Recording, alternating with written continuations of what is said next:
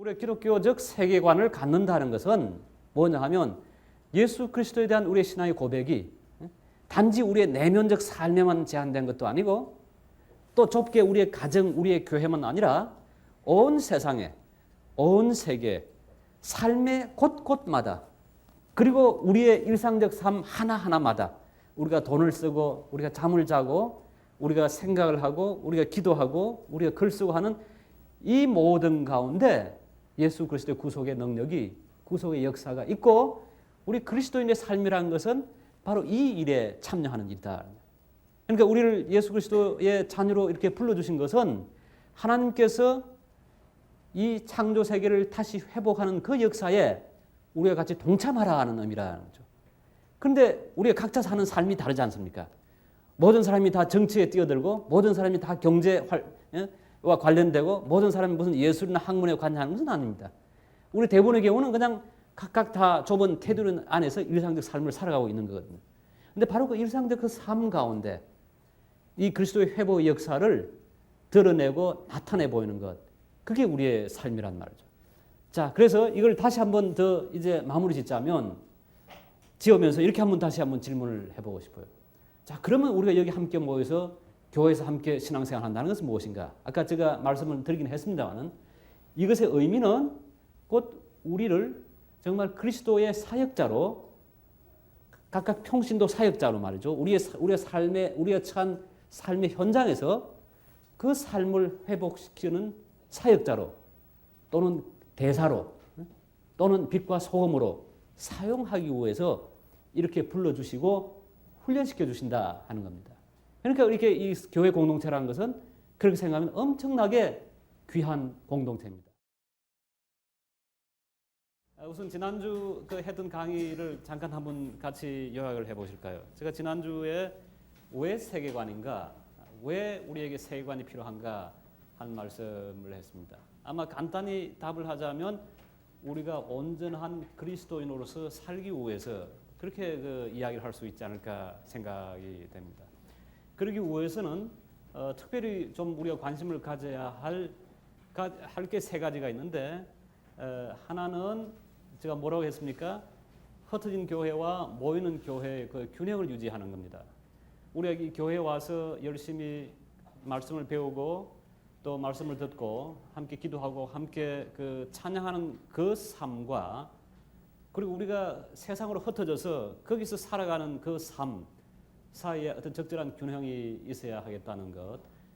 그리고 두 번째는 교회 전임 사역자의 사역 그리고 이 교회 안에서의 직분과 그리고 우리 세상에서의 그 직분 그 사이의 균형이 있어야 되겠다. 그러자면 우리는 좀 더 지금 했던 것보다는 더 많이 그 세상에서 성도로서 살 수 있는 그 그리스도의 사역자를 좀 더 키워야 하겠다 하는 겁니다. 그런데 세 번째가 그 경건과 관련해서 우리의 개인적인 경건 훈련에도 우리가 열심을 다해야 하겠지만은 동시에 그 사회적 의미에서 경건 훈련에도 열심을 좀 내야 되겠다. 그 균형이 있어야 하겠다는 이야기를 했습니다. 마침 오늘 한 성도께서 저에게 그 쪽지를 전해 주셨어요. 이사야서 58장, 이사야서 58장 6절에서 7절 보면 그 금식에 관한 이야기가 나옵니다. 그 나오는 기절을 보면 이사야서 59장 6절 나의 기뻐하는 금식은 흉악의 결박을 풀어주며 멍에 줄을 끌어주며 압제당하는 자를 자유케 하며 모든 멍에를 꺾는 것이 아니겠느냐. 또 줄인 자에게 내 식물을 나눠주며 유리하는 빈민을 내 집에 들이며 벗은 자를 보면 입히며 또 내 골육을 피하여 스스로 숨지 아니하는 것이 아니겠느냐. 이런 금식은 우리가 어떤 일을 두고 결단하기 위해서 하는 금식과는 좀 다른 의미의 그 금식이죠. 하나님께서 즐거워하고 기뻐하는 금식은 곧 줄인 자를 먹이고 옥에 갇힌 자를 찾아보고 가난한 사람을 돌보는 것, 그게 참된 금식이다. 그렇게 가르치고 있는 거죠.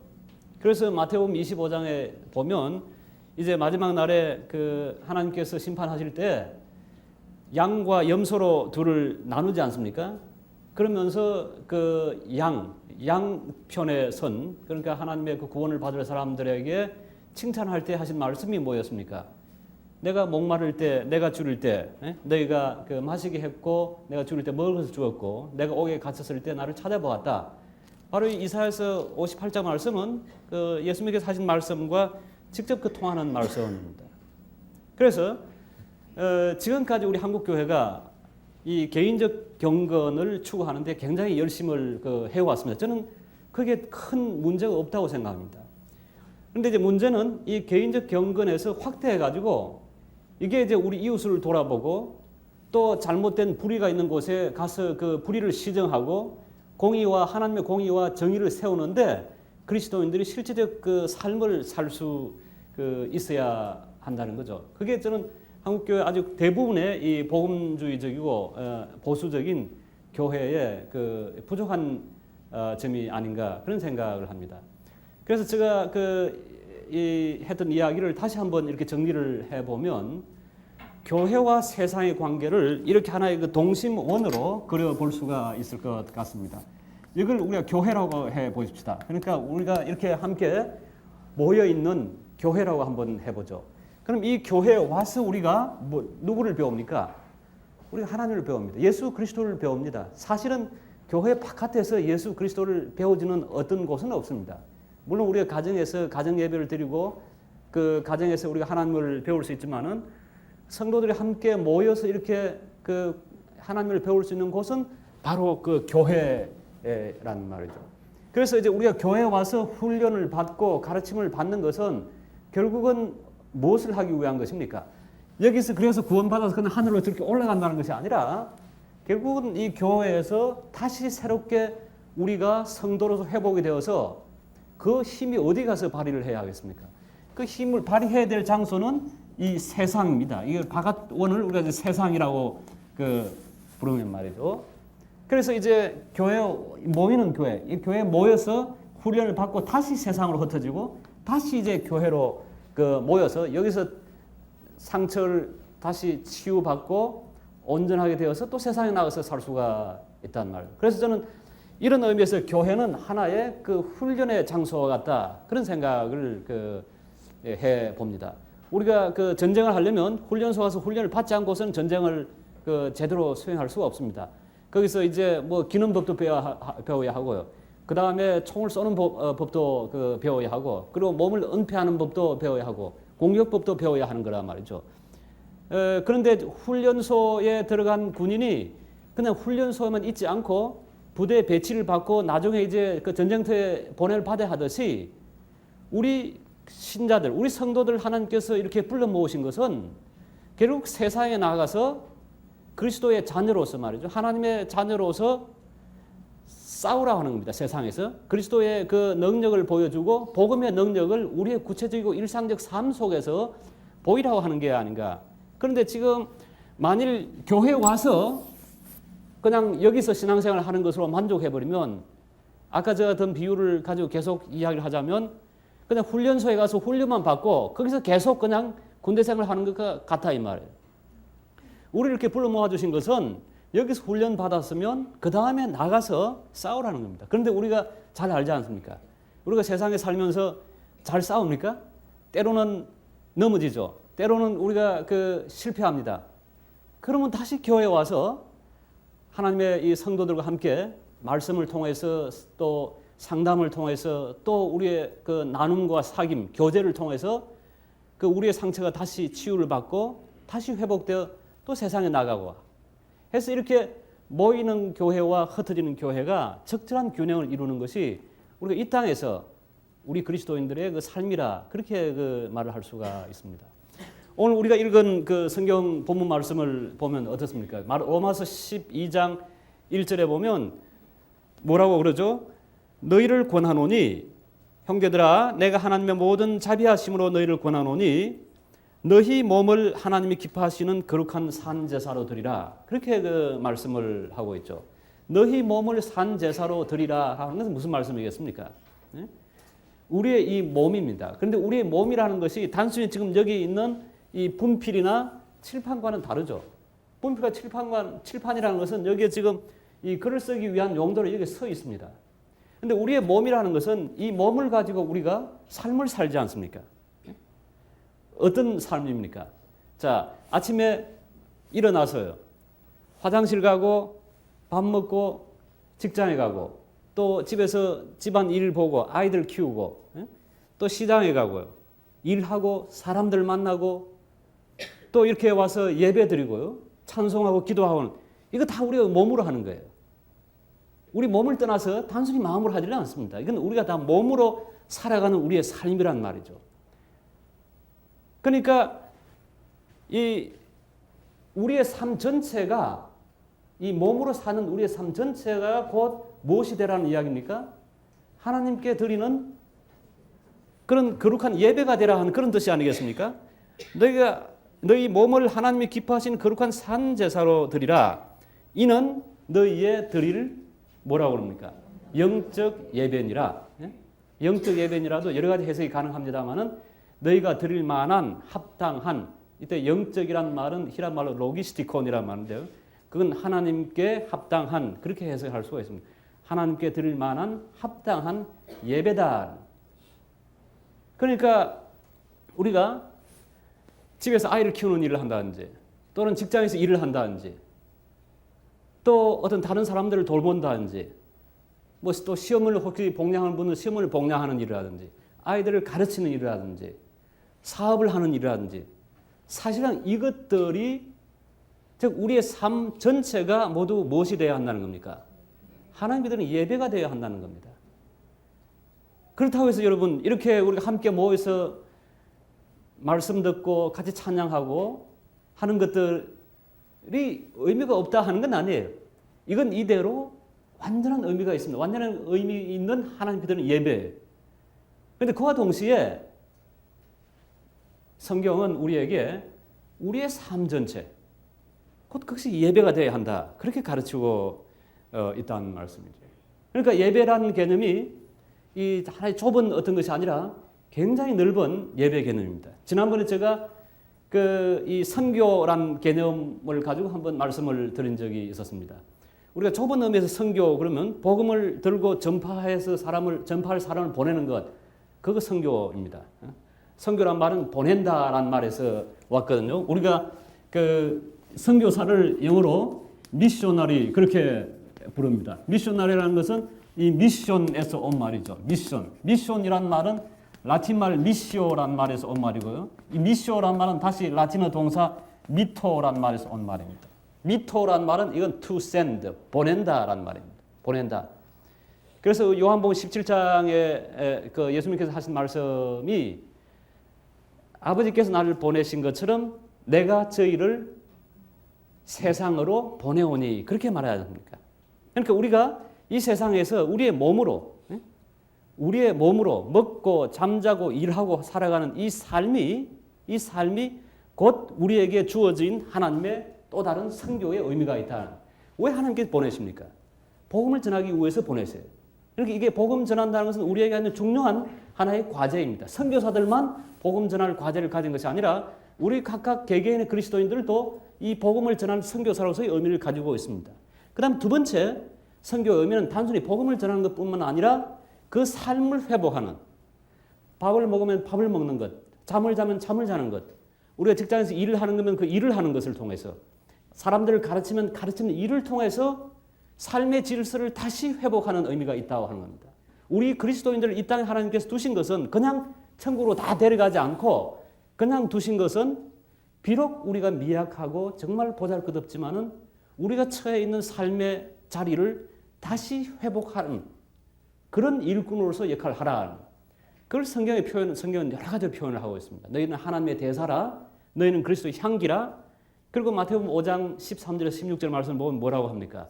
너희는 세상의 소금이라, 너희는 세상의 빛이라. 그렇게 말씀을 하고 있는 거죠.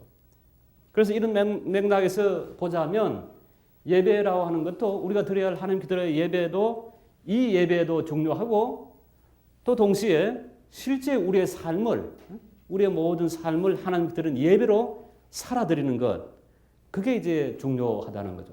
다시 한번 아까 제가 말씀을 드렸습니다만 우리의 삶이라 할 때 도대체 뭘 포함하는지 다시 한번 생각을 해보죠. 어떤 것들이 있습니까? 우리의 삶이라 우리의 하나의 개인적인 그 삶을 개인적이고 일상적인 삶을 이야기를 할 수 있겠죠. 개인 일상적 삶은 어떤 것들이 있습니까? 자, 우선 먹는 것, 자는 것, 그 다음에 입는 것, 예? 자는 것, 자고 이제 거주하는 것, 그 다음에 또 어떤 거 있겠습니까? 예? 일하는 것, 또 휴식하는 것, 쉬는 것, 예? 휴식하는 것, 그 다음에 돈을 쓰는 것, 돈을 벌고 돈을 쓰는 것, 이런 것들을 다 우리의 그 개인적 삶이죠. 그런데 어떻게 생각을 해보겠습니까? 우리가 먹고 잠자고 일하고 하는 이 모든 것들이 이게 예배일 수 있다. 이게 정말 하나님께 드리는 예배여야 한다. 하나님께 다 바치는 제사여야 한다. 그렇게 생각한다면 우리의 신앙생활이라는 것이 단순히 우리가 기도하고 찬송하고 성경 읽는 것에만 한정될 수가 없다 이 말이죠. 그리고 또 보십시다. 개인적 신앙, 일상적 삶뿐만 아니라 이제는 사람과 사람이 함께 모여서 하나의 사회를 이루고 있는 사회적 삶의 차원에서 보면 어떤 것들이 있겠습니까? 가령 정치, 경제, 뭐 과학, 기술, 교육, 예술, 학문, 뭐 이런 여러 가지들이 있지 않겠습니까? 그리고 이제 그 공간적으로 좀 확대를 해 나가 보면 공간적으로 아니 그 사회 어떤 우선 기관을 통해서 한번 보죠. 기관은 가정, 그리고 교회 포함해서 교회, 가정, 학교, 기업, 뭐 이런 이야기를 할 수가 있죠.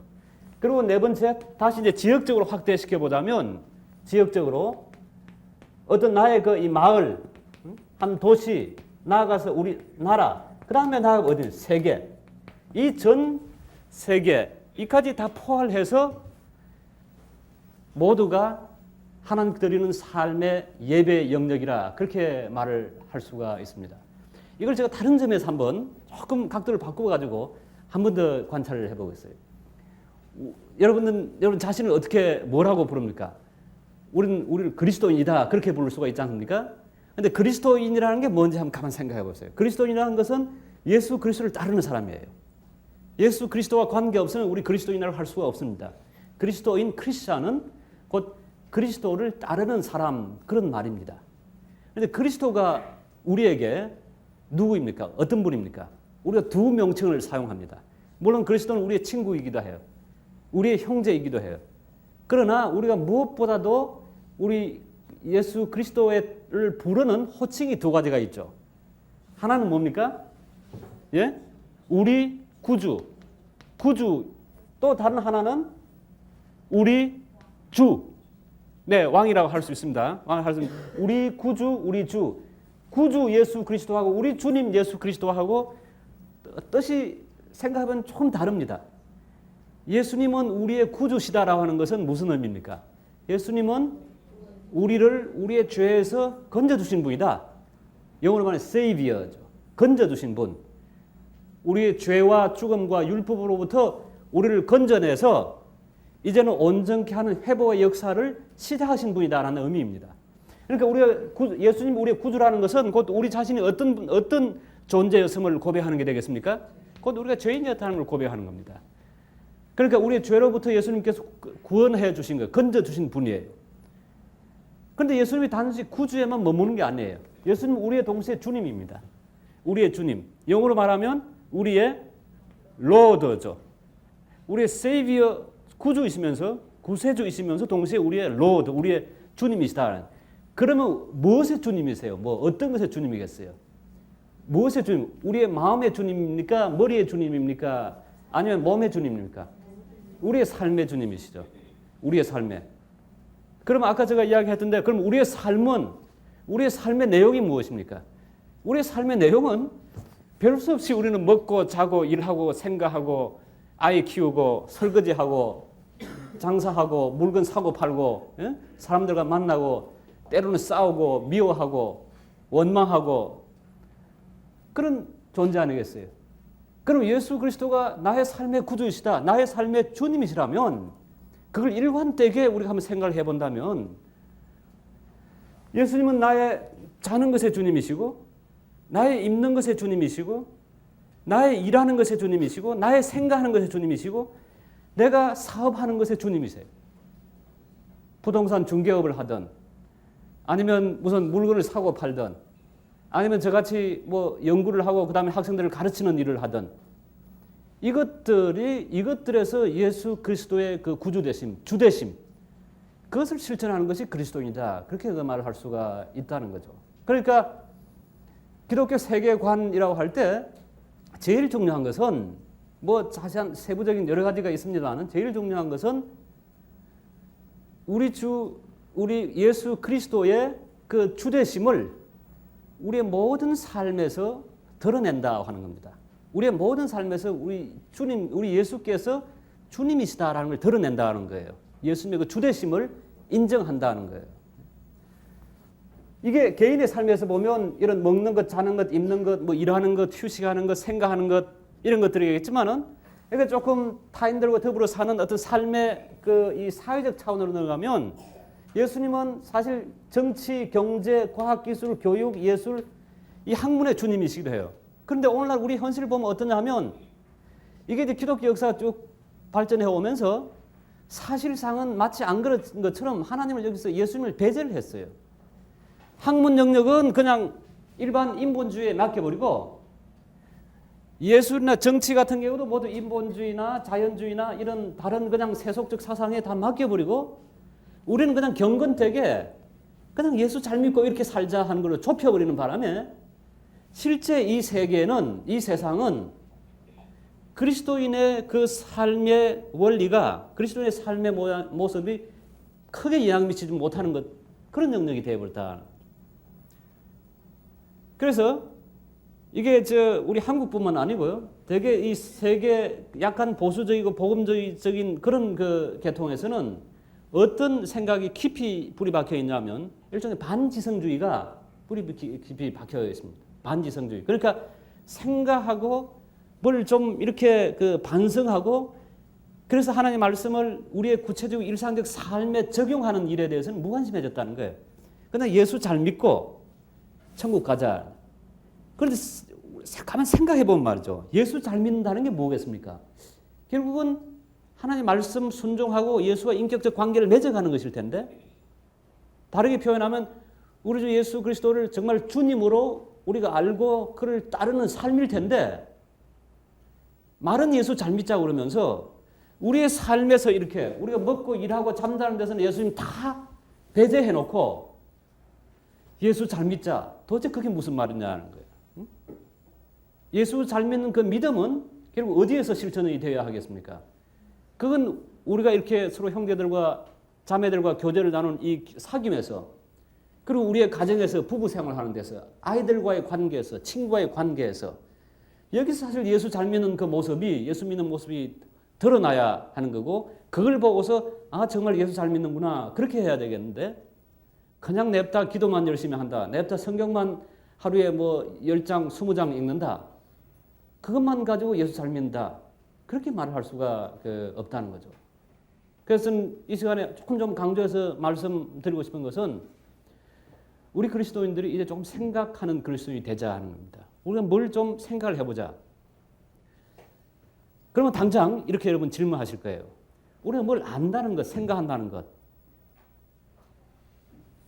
혹시 우리가 뭘 생각하고 뭘 열심히 알았다 하더라도 그게 믿음으로 이끈가? 그게 믿음 생활을 가능하게 해주는가? 그게 예수 그리스도를 믿게 만드는가? 저는 아니라고 생각해요. 우리가 예수 그리스도를 믿는 믿음은 우리가 많이 알았기 때문에 우리가 많이 생각하기 때문에 아니에요. 그렇지가 않습니다. 여러분 누가복음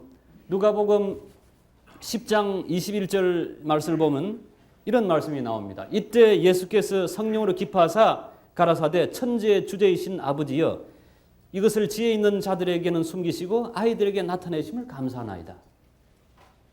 그러니까 그 천국의 복음, 하나님의 나라의 그 비밀을 많이 안 사람, 많이 배운 사람에게 보여주지 않고 오히려 누구에게 보여줬다는 거예요? 어린 아이들에게. 그러니까 많이 배워서 예수 믿는 거 아닙니다. 또 많이 배운 사람이 예수 또 더 잘 믿는 것도 아니고 쉽게 믿을 수 있는 거 아니고 오히려 더 힘들어요. 그리고 고린도전서 1장 21절 말씀을 보면 하나님의 지혜에 있어서는 이 세상이 자기 지혜로 알지 못하는 거로 하나님께서 전도에 미련한 것으로 믿는 자들을 구원하시기로 기뻐하셨도다. 그렇게 이야기를 하고 있습니다. 그건 뭐냐면 내가 스스로 알아서 믿는 것이 아니라 결국 그 전도에 미련하는 걸 통해서 예수 그리스도의 복음을 내가 듣기 때문에 그 다음에 그 듣는 걸 통해서 내가 믿음이 생기고 그 믿음을 인해서 내가 구원을 받는다 하는 거예요. 그러니까 뭘 알고 깊이 생각하러 한 데서 믿음이 나오는 건 아닙니다. 그게 어느 정도 좀 그쪽으로 가도록 도와줄 수는 있지만은 우리가 많이 알았다, 많이 생각했다는 게 곧 믿음을 얻게 하는 것은 아니라는 말씀이죠. 그리고 로마서 10장 10절 말씀 보면 누구든지 주의 이름을 부르는 자는 구원을 얻으리라. 그런즉 저희가 믿지 아니하는 자를 하는 일을 어찌 부르리요? 듣지도 아니한 일을 어찌 믿으리요? 전파하는 이가 없이 어찌 들으리요? 그렇게 말씀을 하거든요. 그래서 우리가 전도를 하고 그래서 사람한테 이야기하면 그 말씀을 듣고 사람이 믿음에 이른다 말씀. 그래서 전혀 생각하는 거라든지 믿음이라든지 지성이라 하는 것이 이게 믿음의 조건이 아니에요. 자, 그러나 이제 전혀 이제 다른 관점에서 보면요. 전혀 다른 관점 보면 그러면 믿는 사람은 여러분 어떻습니까? 여러분이나 저나 다 우리는 예수 그리스도를 우리의 구주로, 우리의 주로 받아들이고 우리 예수 그리스도를 믿는다. 그렇게 말씀할 수 있지 않겠습니까? 우리가 예수 그리스도를 믿어요. 믿습니다. 그러면 믿는 사람은 그러면 알 필요도 없고 생각할 필요도 없는가? 믿음이 제가 말씀드린 것은 알미 또는 생각하는 것이 믿음의 조건은 분명히 아니다는 거예요. 그러나 우리가 일단 믿었으면 우리가 하나님을 받아들이고 예수 그리스도를 믿는 그 믿음이 있다면 그 다음부터는 그러면 우리는 생각하는 것은 완전히 버려버리고 그러니까 우리의 머리는 떼가지고 저 발밑에 두고 그렇게 살아야 한다는 말인가? 전혀 그렇지 않다는 거예요. 전혀 그렇지. 여러분 고린도전서 10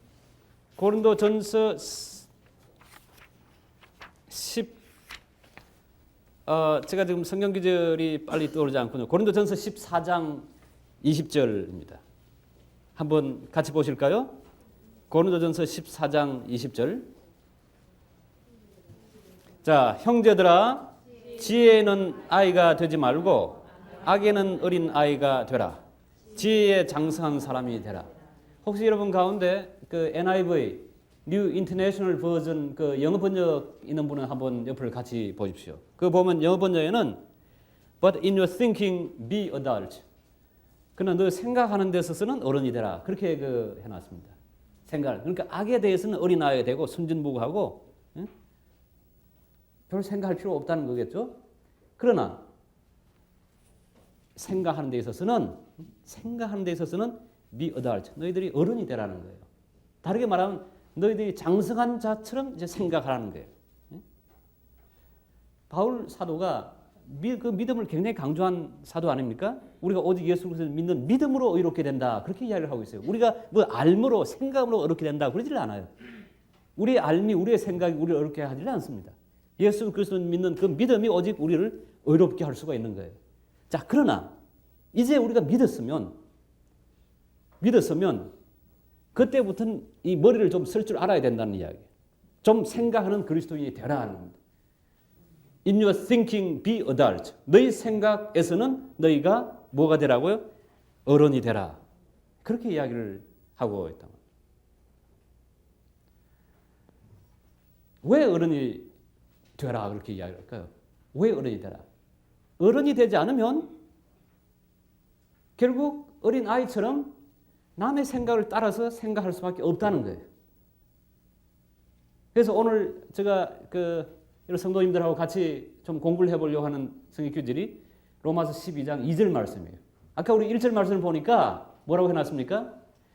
우리 몸을 모두 다 하나님께 기뻐하시는 그 거룩한 산제사 드리라. 이게 하나님 드릴 영적 예배니라고 그렇지 않습니까? 우리 몸을 예배로 드리는 거예요. 그러면 이 예배를 온전한 예배를 드리기 위해서 필요한 건 뭐냐 하면 12장 2절에서 당장 말씀하고 있는 것은 뭡니까? 우리의 지성을 바꾸라는 겁니다. 그 버트 러셀이라는 분이 한 유명한 그 이런 말이 있습니다. 영어로 쓰면 most Christians would rather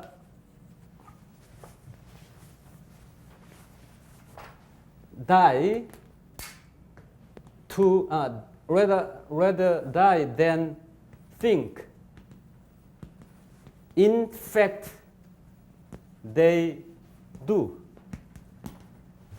그러니까 대부분의 그리스도인들은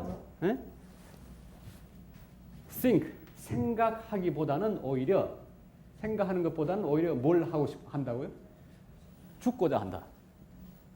죽는 걸 더 좋아한다는 거예요. 생각하는 것보다. 그러니까 하나님을 위해서 순교하거나 죽는 생각하기는 싫어하고 생각하는 것보다는 죽고자 한다. In fact, they do. 실제로 사실 그들이 그렇게 한다. 생각하지 않는다. 이게 기독교에 대한 하나의 비난이에요. 기독교인들은 머리는 달고 있으면서 그 달고만 다니지 생각하지 않는다는 거예요.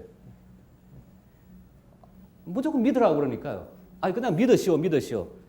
아니 한번 믿었으면 그 예수 그리스도를 믿었으면 그러면 내가 믿는 믿음의 내용이 무엇이고 내가 그러면 나의 일상적인 구체적 삶에서 어떻게 살아야 될 것인가 하는 걸 우리가 골똘히 생각을 해야 돼요. 말씀을 읽으면서 공부도 하고 토론도 하고 또 그다음에 실패한 경험담을 서로 나누고 하면서 조금 더 온전한 그리스도인 되려고 우리가 노력을 해야 하는데 지금까지 열심히 믿으시고 잘 믿으시오라고 그러는데 사실은 잘 믿는 것은 우리가 사는 일상의 삶 속에서 제대로 사는 게 잘 믿는 것일 텐데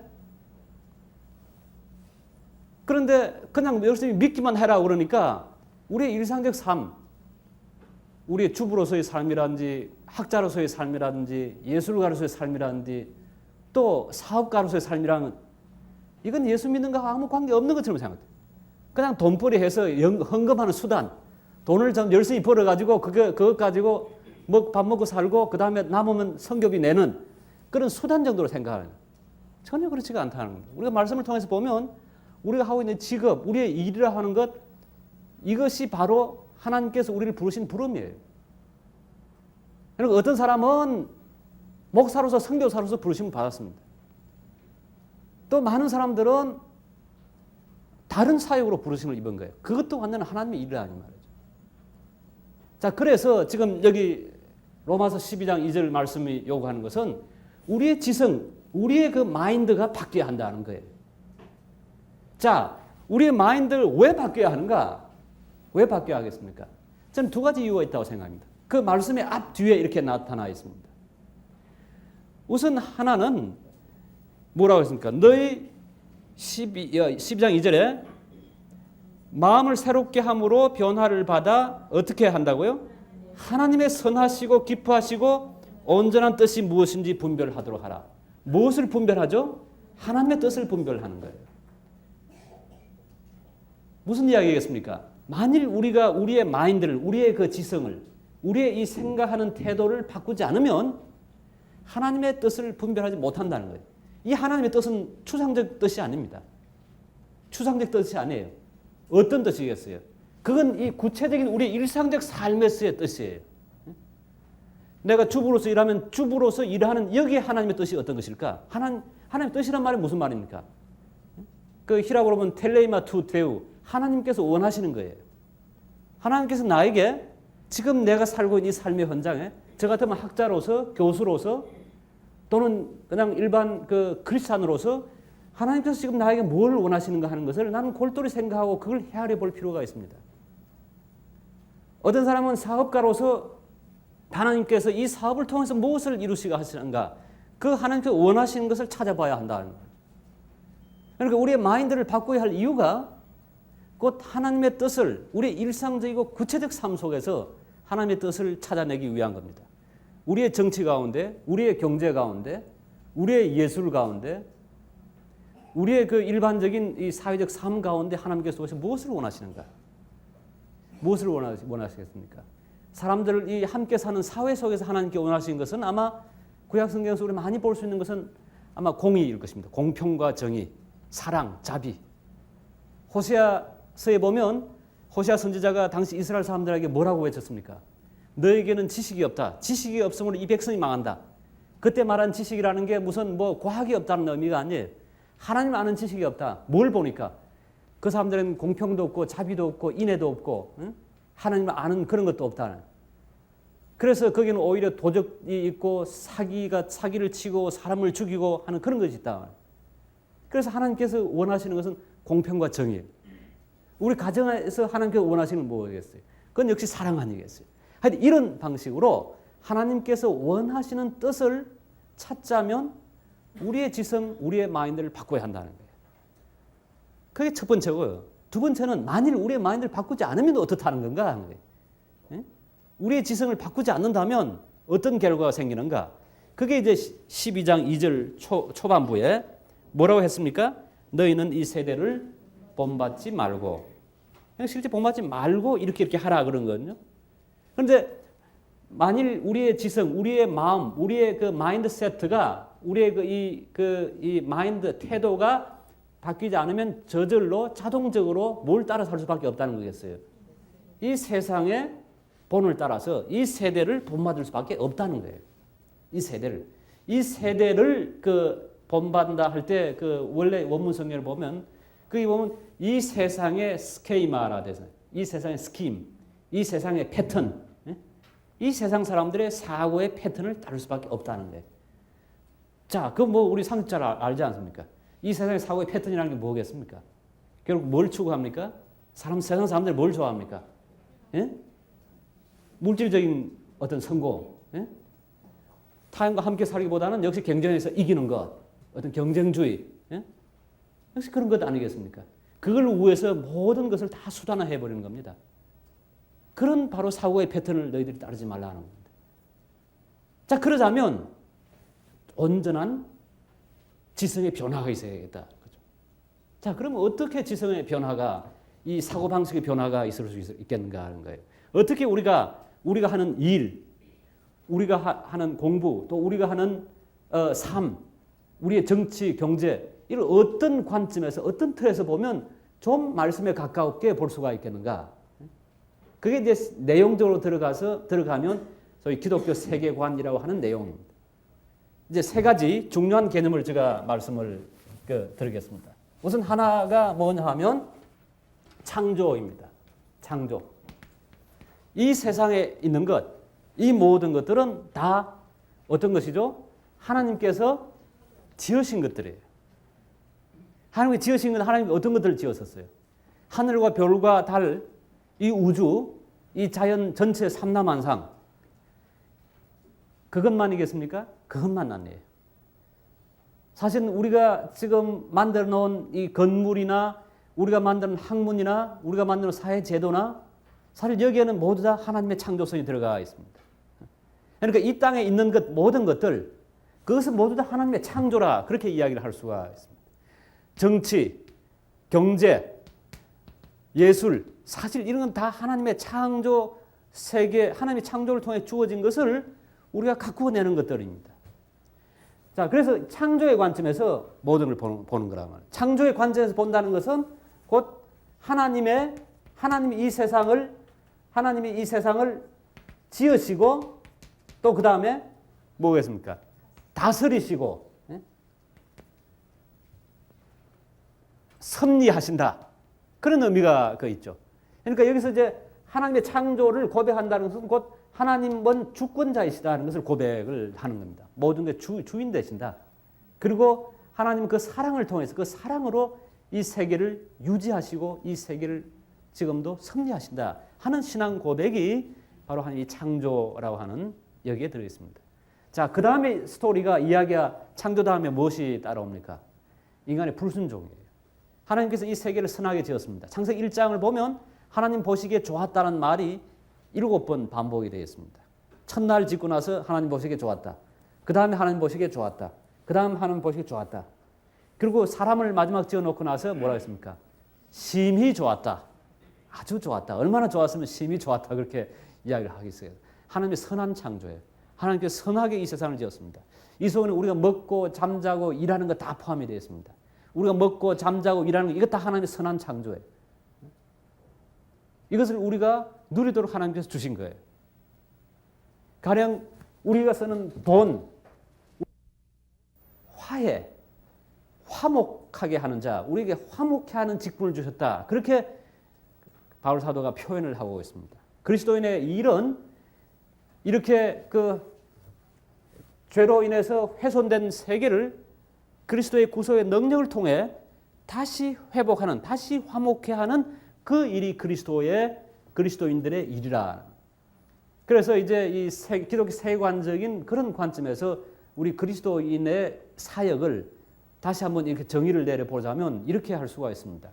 죄로 인해서 훼손된 하나님의 창조 세계를 다시 회복하시는 예수 그리스도의 구속에 참여하는 일.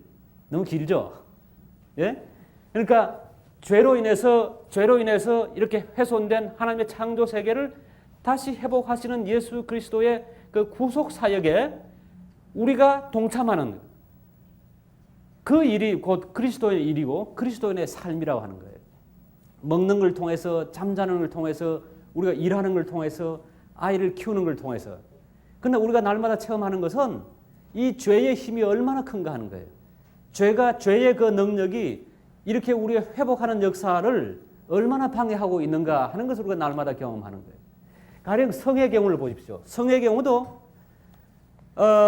창세기 1장 26절에 보면, 그리고 27절에 하나님께서 사람을 하나님의 형상으로 짓되 무엇과 무엇으로 지었다 했습니까? 남자와 여자로 지었습니다. 인간을 처음부터 하나님께서 성적인 존재로, 섹슈얼 비잉으로 지으신 거예요. 그러고 나서 28절에 와서 축복하시죠. 생육하고 번성하라. 그리고 땅에 충만하라. 생육하고 번성하라는 말을 조금 속되게 번역한다 하면 잠자리 열심히 하고 애 많이 낳아라. 그래서 이 땅에 충만하게 채우라는 거예요. 그래서 이 세상을 하나님께서 원하신 대로 가꾸어 나가라는 겁니다. 그게 하나님께서 주신 축복이에요. 그런데 이 불순종이 죄의 요소가 우리의 성에도 들어와 있어요. 성을 왜곡시켜 버리는 거예요.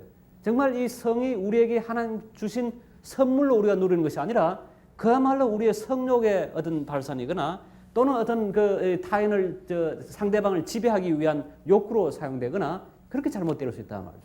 그리스도의 구속은 바로 우리의 성에 있어서도, 우리의 성생활에서도 질서를 바로 회복시키는 거예요. 하나님의 선물로 다시 감사함으로 받아들일 수 있게 하는 거예요. 돈의 경우는 어떻습니까? 돈의 경우도 원래는 그 하나님께서 우리에게 주신 선한 창조예요. 그런데 이게 이제 돈 자체가 나중에는 결국 무엇이 됩니까? 하나님처럼 되는 거예요. 여러분 마태복음 6장에 아주 유명한 말씀 있지 않습니까? 마태복음 6장 한번 가서 보십시오. 마태복음 6장에 보시면 제가 지금 읽지는 않겠습니다. 보시면 너희가 하나님과 무엇을 겸해서 섬기지 못한다고 그러죠? 재물을 겸해서 섬기지 못한다. 사실 예수님 말씀하신 가운데 보면 어떤 인격적인 존재가 아닌데도 인격을 부여해서 말씀하신 경우는 그 돌들이 소리 지르리라 하는 그 말씀과 함께 아마 이게 그 유일한 다른 하나의 경우일 거예요. 재물이라는 것을 그 인격화시켰어요. 하나님 아니면 재물을 섬기게 되어 있다는 거예요. 하나님 아니면 재물을 섬긴다. 그래서 재물이 가지고 있는 어떤 영적 힘을 예수님께서는 강조를 하신 거예요. 재물은 단순히 물질적인 게 아니에요. 재물은 영적인 존재라는 거예요. 영적인 존재라는 것은 우리를 사로잡을 수 있는 힘이 있다는 거예요. 우리의 주인 될 수 있는 힘이 그 재물에 있다고 하는 거예요. 여러분 재물을 아람으로 맘몬이라고 합니다. 그래서 이제 재물을 섬기는 이 배금주의를 영어로 뭐라고 그러냐면 맘모니즘 이렇게 부르죠. 근데 이 맘몬이란 말이 원래 그 뿌리 찾아 들어가면 견고하다, 튼튼하다는 의미가 있습니다. 아멘하고 같은 어원이에요. 아멘 또는 히브리어로 에메트, 진리라는 말과 같은 그 뿌리를 가지고 있는데 그건 튼튼하다, 견고하다. 그 말은 무슨 말이겠습니까? 우리가 하나님을 섬기지 않으면 재물만큼 튼튼한 것이 없다는 거죠. 우리가 기댈 수 있는 어떤 그런 피난처가 없다는 거예요. 그러니까 하나님을 섬기지 않으면 곧 재물을 섬길 수밖에 없다는 거예요. 재물이 곧 우리 하나님이 된다는 거예요. 그런데 예수 그리스도의 구속은 사실 이 재물조차도 구속하는, 그걸 새롭게 하는 능력이 있는 거예요. 우리가 이 재물을 하나님으로 섬기지 않고 오히려 재물이 뭐예요? 재물을 귀중한 수단으로 우리의 삶을 유지하고 이웃을 돕고 우리 또 교회를 유지하고 선교를 하고 하는 이게 하나님의 일을 펼쳐나가는 그런 수단으로 사용할 수 있는 거예요. 그 수단의 중요한 의미가 말이죠. 고린도전서에 보면 연보란 말로 표현이 되어 있습니다. 연보. 우리가 연보를 하는 것은 하나님께서 우리를 공평케 하시는 거예요. 가난한 사람에게 나눠주기 위해서 연보를 우선 하는 겁니다. 그런데 가난한 사람에게 나눠줄 수 있다는 것은 무슨 이야기겠습니까? 더 이상 재물이 우리의 신이 아니라는 거예요. 우리 하나님 아니라는 겁니다. 그러니까 우리가 연보하는 것은 단순히 우리가 받은 것에 대해서 감사하는 의미만 있을 뿐만 아니라 이게 우리의 신이 아니라고, 이게 우리가 궁극적으로 기댈 것이 아니라고 하는 것을 하나님께 보여주는 행위예요, 동시에. 그러니까 그리스도의 구속은 단순히 그냥 우리 죄만 사했다 하는 게 아니에요. 사실 죄라는 게 어디에 있습니까? 죄라고 하는 게 구체적으로 우리 돈 쓰는 데 죄가 있고요. 우리의 성의 죄가 있고 우리의 우정이나 사람과의 관계의 죄가, 그게 죄가 있는 거지, 아주 죄는 구체적인 것 아니에요. 무슨 추상적 의미의 죄가 아니란 말이죠. 그런데 예수 그리스도의 구속은 바로 이런 것들을 온전하게 회복시키는 데 있다. 그렇게 그 말을 할 수가 있습니다. 자, 그래서 우리의 기독교적 세계관을 갖는다는 것은 뭐냐 하면 예수 그리스도에 대한 우리의 신앙의 고백이 단지 우리의 내면적 삶에만 제한된 것도 아니고 또 좁게 우리의 가정, 우리의 교회만 아니라 온 세상에, 온 세계, 삶의 곳곳마다, 그리고 우리의 일상적 삶 하나하나마다 우리가 돈을 쓰고 우리가 잠을 자고 우리가 생각을 하고 우리가 기도하고 우리가 글 쓰고 하는 이 모든 가운데 예수 그리스도의 구속의 능력이, 구속의 역사가 있고 우리 그리스도인의 삶이라는 것은 바로 이 일에 참여하는 일이다. 그러니까 우리를 예수 그리스도의 자녀로 이렇게 불러주신 것은 하나님께서 이 창조 세계를 다시 회복하는 그 역사에 우리가 같이 동참하라는 의미라는 거죠. 그런데 우리가 각자 사는 삶이 다르지 않습니까? 모든 사람이 다 정치에 뛰어들고 모든 사람이 다 경제와 관련되고 모든 사람이 무슨 예술이나 학문에 관여하는 것은 아닙니다. 우리 대부분의 경우는 그냥 각각 다 좁은 테두리 안에서 일상적 삶을 살아가고 있는 거거든요. 그런데 바로 그 일상적 그 삶 가운데 이 그리스도의 회복의 역사를 드러내고 나타내 보이는 것, 그게 우리의 삶이란 말이죠. 자, 그래서 이걸 다시 한번 더 이제 마무리 지으면서 이렇게 다시 한번 질문을 해보고 싶어요. 자, 그러면 우리가 여기 함께 모여서 교회에서 함께 신앙생활 한다는 것은 무엇인가? 아까 제가 말씀을 드리긴 했습니다만 이것의 의미는 곧 우리를 정말 그리스도의 사역자로, 각각 평신도 사역자로 말이죠. 우리의 처한 삶의 현장에서 그 삶을 회복시키는 사역자로 또는 대사로 또는 빛과 소금으로 사용하기 위해서 이렇게 불러주시고 훈련시켜 주신다 하는 겁니다. 그러니까 이렇게 이 교회 공동체라는 것은 그렇게 생각하면 엄청나게 귀한 공동체입니다. 왜냐하면 여기서 우리가 하나님의 나라, 하나님께서 온 세상을 다스리고 이 땅과 이 세상과 그리고 앞으로 올 저 세상 전체를 그 다스린다고 하는 것, 그것의 첫 열매를, 첫 맛을 보는 곳이 바로 이 교회 공동체야 말이죠. 그래서 우리가 좀 더 함께 모이고 함께 성도를 세워나가고 서로 위로하고 서로 이렇게 하나의 사역자로 키워나가는데 좀 더 열심을 저는 내야 하겠다 하는 그런 그 생각을 해봅니다. 저희